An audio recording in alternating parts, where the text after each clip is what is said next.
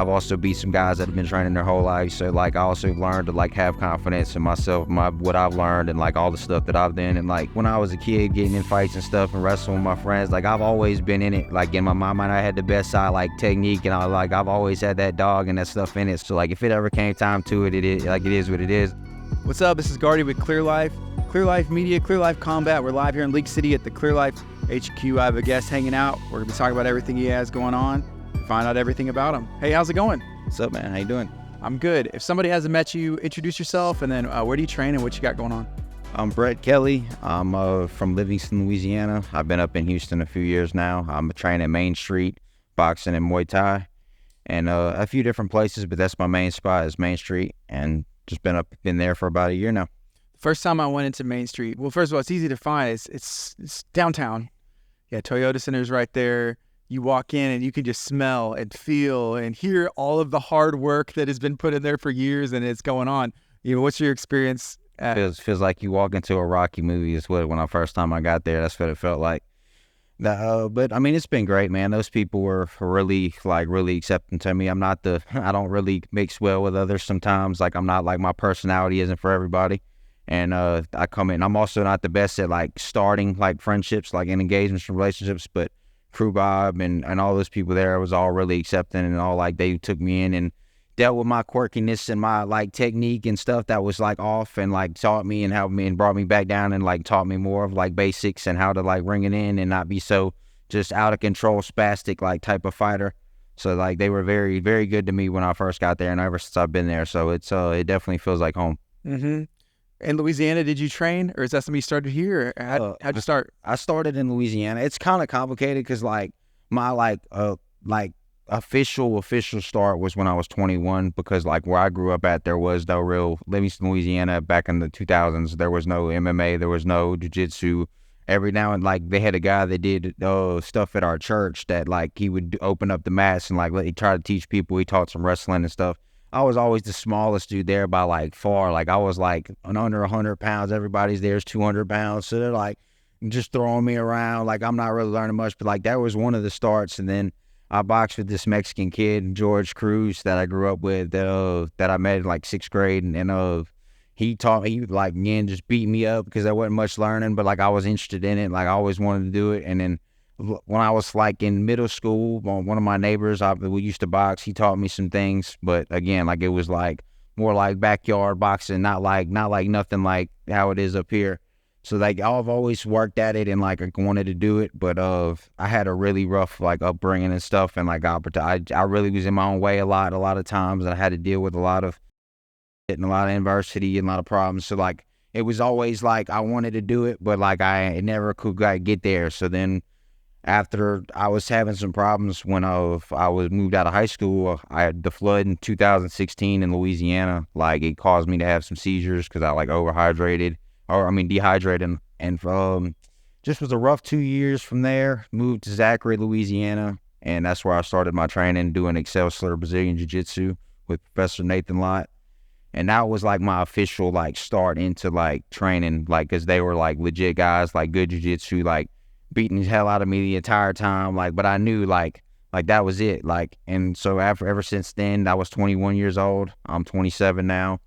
Eventually, after COVID, I knew like I got to train for like without working, like and doing competitions like during that short period of time, and that was it. Like after that, like there was no going back. I tried to go back to work and put the hard hat back on after that, and I just couldn't do it. I couldn't stick with it, so I moved up here to pursue it. Mm-hmm. And then just went on from there. What's Livingston, Louisiana close to? Is there a city that's big? Because I haven't heard of it before. Nothing.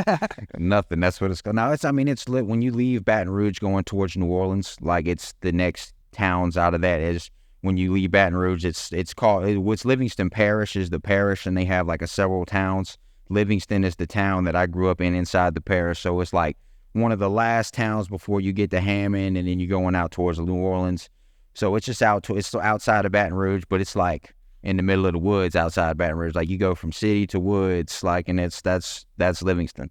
Yeah. You know, that trip, I-10, you know, you're heading east and you get in there and then it just gets dark. It gets dark and you're like, I'm in Louisiana. Yeah, you're in the middle. It's a whole lot of nothing. just like water, swamp, and at times like getting to Baton Rouge because I'd go out there. I always had fun in Baton Rouge. Oh, it could be a great place. Yeah. People, it's easy to trash it and it's easy to talk bad about it, but I've had a lot of great memories there, and I've had a lot of fun, and just like there's always, just like anywhere, like you can make it something or you can make it nothing. Like depends on what you want to do, and Baton Rouge can be fun, but it can be very, very unpleasant as well. I know you stay busy when it comes to competing and fighting. What you got coming up? I have a fight on October 6th with Fury FC, and it'll be my fifth amateur fight. So looking forward to that. It's a tough guy, Damian Nunez. He's out of gym, I think, in Roseburg, and he's tough. He's a tough dude. It's going to be a good fight. Yeah. What are you working on in your game? Are you trying to improve going into this? What do you want to see? Oh, I've been working a lot since I've came to Main Street of just like development, because I was a jiu-jitsu guy really, so I was like developing like more of wrestling, more of like wrestling in MMA, like doing more of my striking. Like so, I've worked a lot on striking, and this dude's a good striker, so I'm looking forward to showing the improvements in there. But also just my overall MMA, like I studied MMA for a long time, so like actually be able to practice, like learn from legit guys now, and like be able to do a lot of what I've seen like from people. Like it's good, and I'm looking forward to getting in there and displaying that. Yeah, I was at Main Street several months ago. There was an Elevate card that was coming up. Colton England. That's what I was filming. I was filming with Colton England. I saw you there. Crew Bob, J Bob. Like there's a lot of the whole crew is there, right? But I mean, what is it like? Or what's the level of striking and that MMA? Like, I mean, it's very good. Like, tell me about it. Oh man, it's coming from like where I came from in Livingston to come up there, like it was brutal. Like luckily they're nice. Like if you come in there humble and you don't try to like just throw haymakers and stuff when you're new and you're still learning, like they're gonna take good care of you. So like they took great care of me, but there was definitely levels to it. Like I come in there and like I'm getting worked. Like these dudes are like really like showing me what's up. Like I'm really like, oh yeah, this is elite striking. So yeah, they got so many. I mean, they got all kinds. I could go on and name them because there's so many of them. Like that just shows like the fundamentals that they teach over there are solid. The way it works, like their history is proven. Like it just guys go there and they develop. They go there, they get better. Like if you go there and listen to them, you're gonna get better. Like you go there, you don't listen to them. I mean, that's on you, just like anywhere else. But like you go there and you listen to the critiques that they tell you, because like they'll tell you straight up. They're not gonna lie to you. They're gonna see what the problems is, and they're gonna tell you what it is. And like it's up to you to start working. Like they'll help you work on it, but if you don't want to fix it, that's on you. And they're really great at being like there for you and supporting and giving you all the tips if you got questions. So man, it can be a doghouse, but it can also be a very like friendly like teaching environment, like where you're safe and you're learning and you're like elevating to that next level without having to worry about like, oh, I'm in a war for my life in this place. Like you are, but you aren't. Like, so it's a very, very great environment. I would recommend it to anybody that was willing to, that wants to get in there and try to learn it from the best. Going in there, you never know who you're going to see. There's like, they were in the Olympics, there's Derek Lewis. There's all these, all these very high level people that have, accomplished, a lot or some of those goals that a lot of fighters, would like to. So that's always really cool. And then you got me, the Livingston kid, up in there with them. So that just shows, and they'll take anybody. They'll take me. That's fun. Okay. Let's talk a little bit more about Livingston. I know you talked a little bit about it, but like, what was it like growing up there? Like, how many people were in the town? And I mean, do you still get back there at all or find a reason to go back? My parents still live there, and I have friends there. I mean, it's like I said, it's easy for me to sit here and dog on. I could dog on it all day because it's just like I had a lot of trouble. But I mean, there are some really good people there, man. It's a lot. I think it's more of it just sucks because it's like there's not a lot of opportunity. There's not a lot of things changing. So like if you stay there, not a lot's going to change in your life from when you get out of high school to like, I mean, your position might change at a job, but you're gonna see the same things. You're gonna see the same people. Like if I go back to Livingston in 10 years, I can pretty much pick up where I left off. Like, I mean, not much is going to be different. The people will be just in different positions, but not much. So it's just like, it's fun because it's very outdoorsy. Like, man, I got to have like 9 dogs growing up. Like at one time, like, and like live on land, like, and just like ride 4-wheelers with my friends, go out on the river, like float down the river for miles. Like I've had like, it's lots of fun out there, but it can be very depressing. It can feel like there's nothing. It could feel like there's nothing else while you're there. So like that's why as soon as high school was up, I had to get up out of there and just make my way somewhere else. Yeah. So, you did move to that other town. What was it? Zachary. So at what point and why Houston? Well, I just really I knew like MMA, like I could have went to Tim Crater's gym in Lafayette and like tried to switch up and stayed MMA to pursued it in Louisiana. But then again, I wanted like more of the opportunity, and I've always liked Texas, and I've always liked like what they stood like Texas stands for and everything like that. So I have an aunt and cousin in Conroe, and like I was like, and also like Alex Moreno was winning, bopping up at the scene around this time.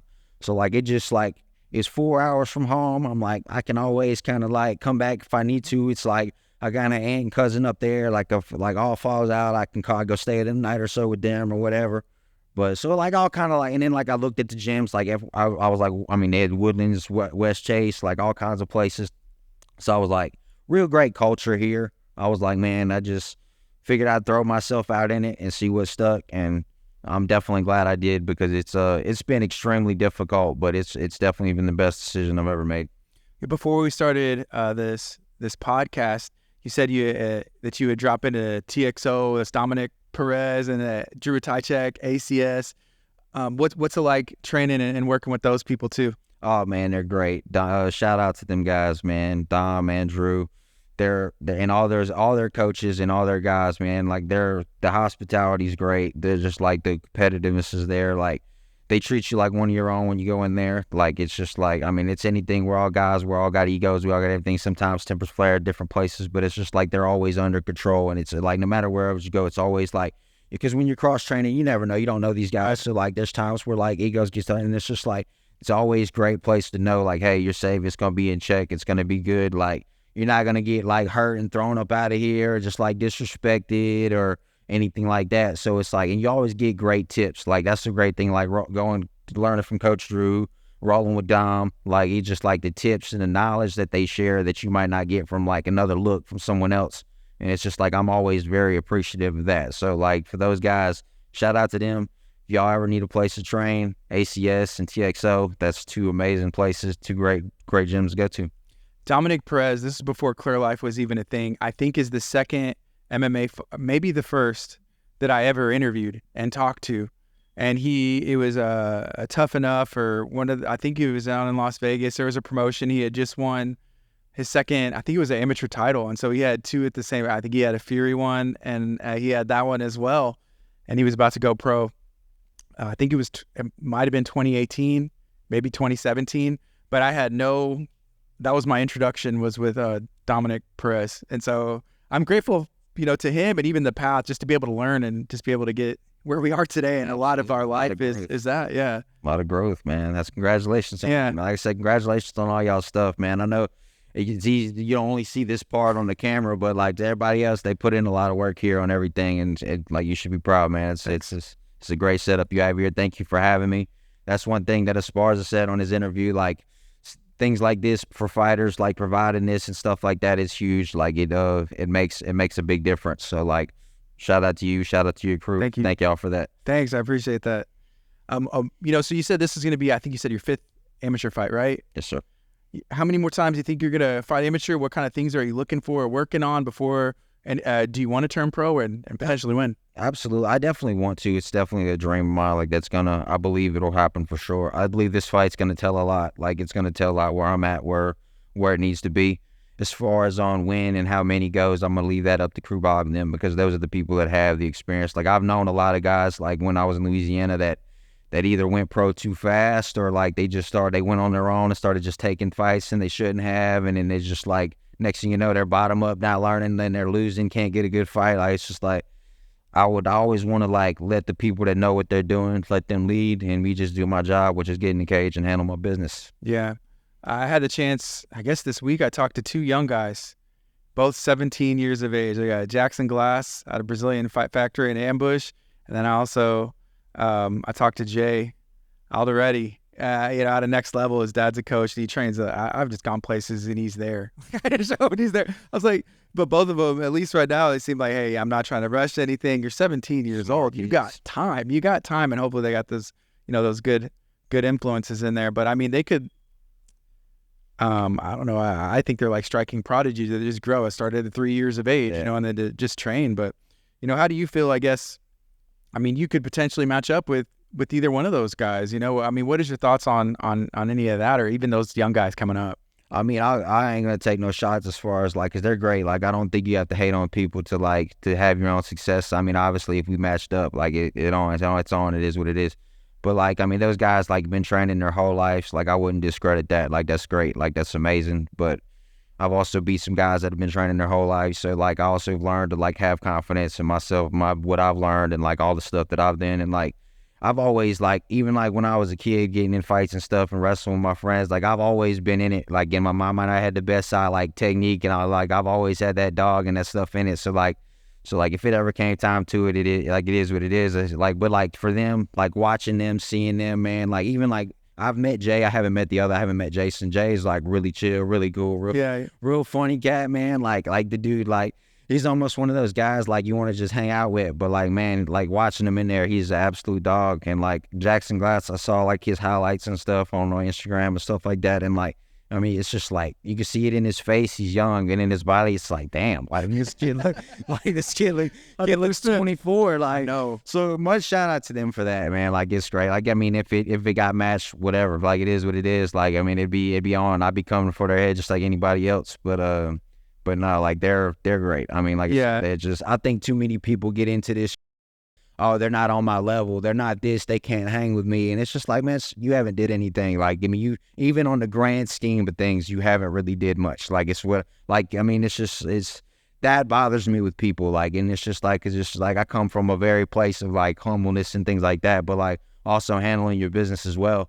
So it's like, I'm fine with confidence, but like, I just hate arrogance. Like, I just can't stand, like, me and arrogant people, we just, I mean, maybe that's not the best outlook for the game, but like, cause I know in the game, you need to be a little arrogant. You need to have that like self for like, which like, I have no problem with like getting confident and having my belief in myself when it comes down to it.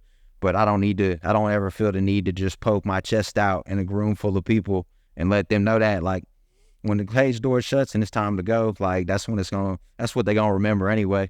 So that's how I feel about it. But yeah, if somebody, whenever there's like an offer on the table or whatever, I mean, does it matter? Do you look at any of that or let the coaches decide? Or we'll talk about it. Like, my coaches, it's up to them, obviously, like, when it comes down to it. But like, I mean, like, it's obviously I do believe there's ways to do it. I believe I've seen guys like, I have a friend, I'm not going to name him because I don't want to like embarrass him, but like, when he's in Louisiana, he took whatever fight there was to take, and then he ended up snapping his shin as soon as like he went pro. Like, had great potential, like, but just like would never say no to nobody. And then he has like a 2-4 professional record when the guy's like really skilled, like one of the most skilled guys I've ever met. So like, I got to see that before I started. Like, people ruin their career before it ever started. So like, we'll talk about it. We'll see which the best fight to take, what challenges you, because you want to challenge yourself. You don't want to just go and just find nobodies, but like, obviously you don't want to just say to whoever all the time anyway either.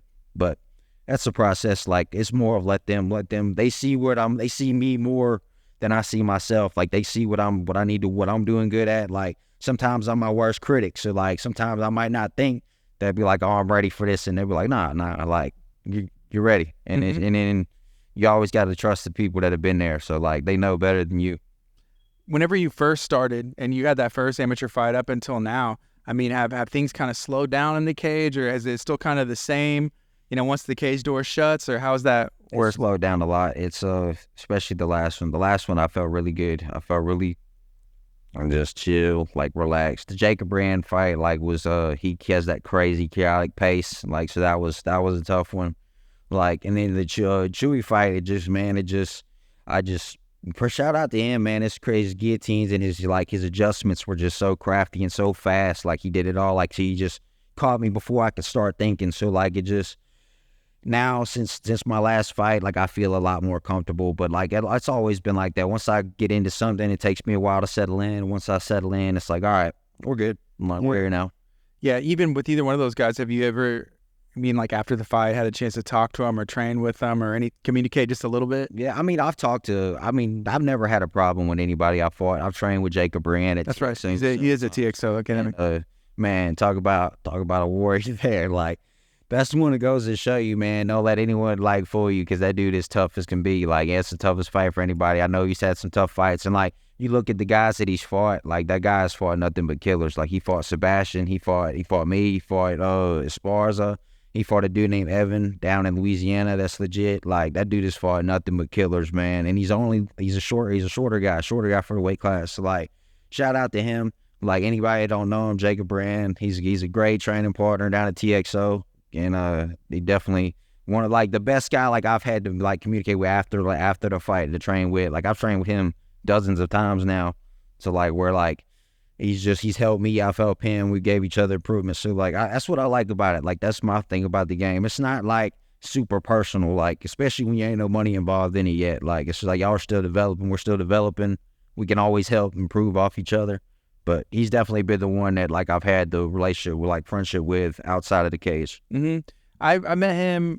He was training with Hayden Breyer's Texas Striking Academy, you know, at Gator and stuff. And I've known Hayden for some years, and just been able to talk to him and just watch some of the, you know, film him training and stuff. But you know, seems like a great guy. And then we've been at his fights as well and stuff. But Chewy, I've had the chance to talk to him the most out of him and Jacob, but he seems like he's a good guy too. Oh yeah, Chewy. It's like watching his fight. He's a dog, you know, and he has that a warrior spirit, I would say, and it's pretty cool to watch as well. Yeah, man. Shout out to him, dude. He's doing his thing. Like I said, he was real cool. I mean, there was a moment because, like, he got me obviously spinning pretty quickly. Like, so, like, it was a moment he stood up, like, I stood up, and, like, we came face to face, and, like, I wasn't sure how he was going to, like, proceed, and, like, I didn't know if he was gonna scream in my face or what. Like, I mean, whichever he won the fight, he deserved to do however he decided. But, like, he just immediately, like, hey, thank you.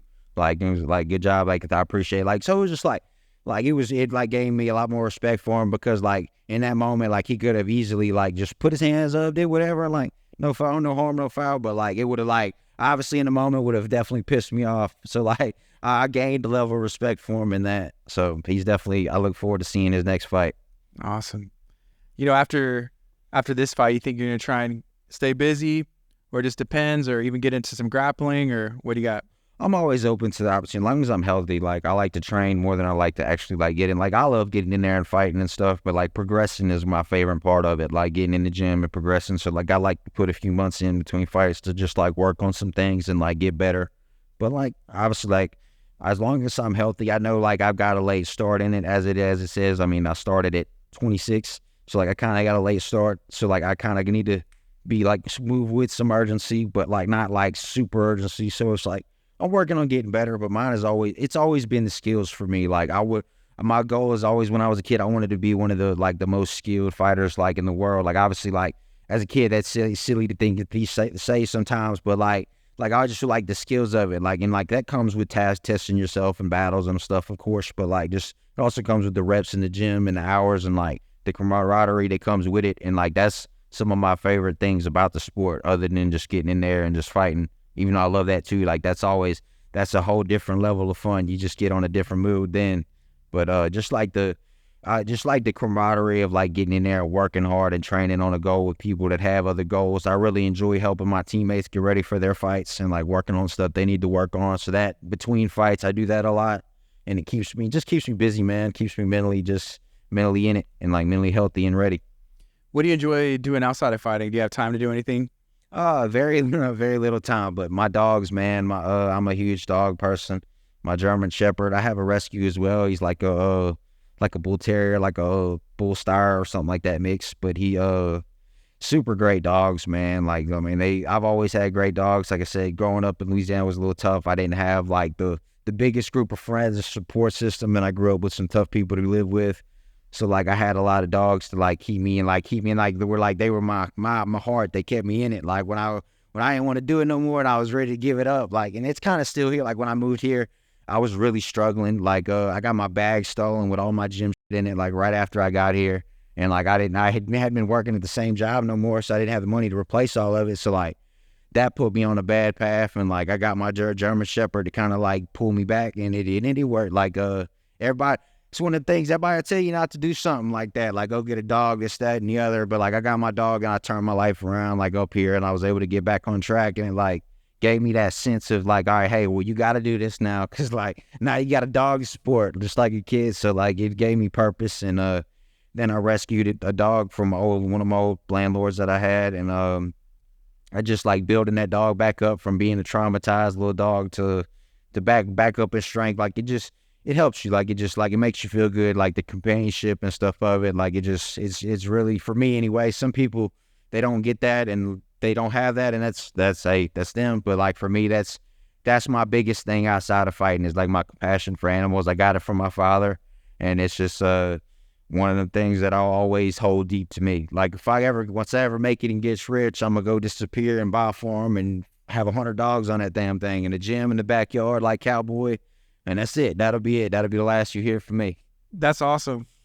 I love it. Well, yeah, and that makes sense, because earlier you said, man, like 9 dogs, 9 just dogs on land, and just like, yeah, it wasn't always great. It was when you go wake up on a Sunday morning and they're all barking and wow, wow, wow, like, and it's not in sync. They're all at different tones, like all barking at the same time, and it's like you gotta scream "shut up" real loud, and then by that point you ain't going back to sleep.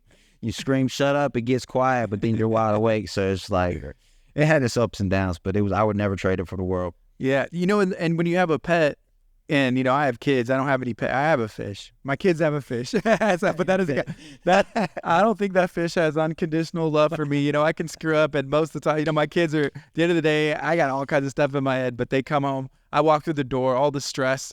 It doesn't matter what happened. They're like, Daddy, Dad. And that is almost the same thing. I would say that those dogs have that love. Oh, yeah. It doesn't matter all this stress is going on, and it does help. Oh, absolutely. And like I said, man, I don't have kids. So like for kids, obviously, if I did, they would be the same thing, man. Like I can definitely, because I was always against, like when I was growing up, about having kids, like because like I didn't think I was going to be a good fit. But like after having dogs and stuff, I mean, obviously I see why people have so much love for their children. Like, because like growing up, I didn't really experience that. So like for a while, that was a foreign like feeling to me. Like I didn't get that. Like they didn't make sense to me. But like after having like my own dogs and moving on my own, like I get it now. Like it's like you grow that they love you, and like sometimes they can do nothing for you, but you got to do everything for them. But they still bring you so much joy and happiness and silliness. Like it's just that's for me. That's my biggest thing with it. That's awesome. Very cool. Brett, is there anything else that you would like to share? Anything else you want to talk about? I definitely would like to get back into some jiu-jitsu competitions after this fight. I've been kind of slacking away from that. Like definitely want to get back into that. So after this fight, I think I'll do a few more of those. But so hopefully opportunities come up with that. But other than that, man, I appreciate you having me on, man. Yeah, remind everybody one more time, I guess, when are you fighting, and then how can they find you on social media, follow you, and keep up with what's going on? October 6th, Fury FC 97, and I was born in 97, so that's a good luck charm right there. And you can find me on Instagram at L_Leprechaun MMA. I appreciate y'all tuning in. Thank y'all. Hope I didn't bore y'all too much. Appreciate y'all. Okay, before we do end that is your Instagram, Leprechaun. Where did that come from? And let's talk about that for just a second. That just kind of varied over time. I've got Lucky Charms was one. I got called McGregor for a long time when I had my long hair and I was at work, and I'm like Irish, so it kind of like it stemmed like it when I was a kid. My dad would be like, you damn the unlucky leprechaun. Like he'd always like with me about being unlucky. So like I always got called like in little times over my life, and like my first professor, he would always call me Lucky Charms, and he'd say the leprechaun and stuff like that. So it kind of just, and then I have some Mexican family members too, and I've always been big into like Mexican boxing and culture and stuff. So kind of just took on kind of went on from multiple places. But yeah, that it kind of stuck, and it's kind of funny. So it just, cool. So I was like, all right, I'll go with it. Dude, that's what I'm about. Like even if something's like, man, it's kind of funny or whatever, but like just embrace it. Yeah, I'm big into comedy. That's one thing I'm big into. I like joking. I like cracking on people. Like, people think I'm an asshole because I did construction for like 6 years after I got out of high school. Like, even when I wanted to do MMA and all that, like I knew I had to get through a real career path. So I went into construction like my dad did, like his father did. And I was around so many characters. We just roasted each other all day while we was working, and like out of fun. Like, so I get up here and And people are a lot more sensitive up here. I will say that. Like, cause I say something and people will look at me like, what the fuck did you just say? Like they can't believe, and I mean it with no disrespect whatsoever. But then I have to bring it in sometimes because like I have to realize like it's funny to me, but it might not. I gotta find the audience, gotta play it out, gotta read the room better sometimes. But I'm big into comedy. I really like making people laugh as far as like laughing at jokes. I make fun of myself a lot, obviously, like on just like little quirky things that I do and stuff. And it's just like it's all good and fun. Some people like will see it and be like, oh man, like.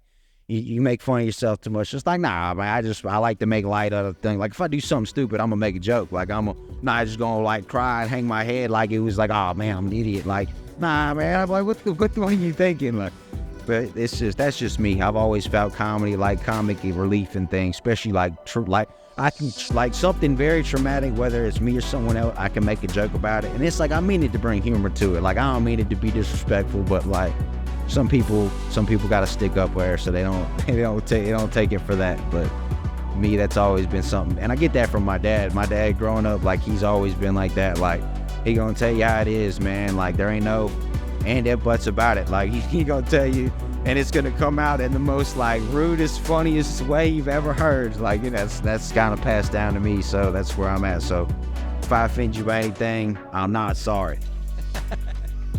Awesome. Thank you so much for hanging out today. I appreciate you. Thank you, sir. Thank you for having me, man. Make sure you follow Brett on social media. Stay up to date with everything he has going on. You can watch his fight and get some tickets and support him. But follow Clear Life Media, Clear Life Combat. Y'all be blessed.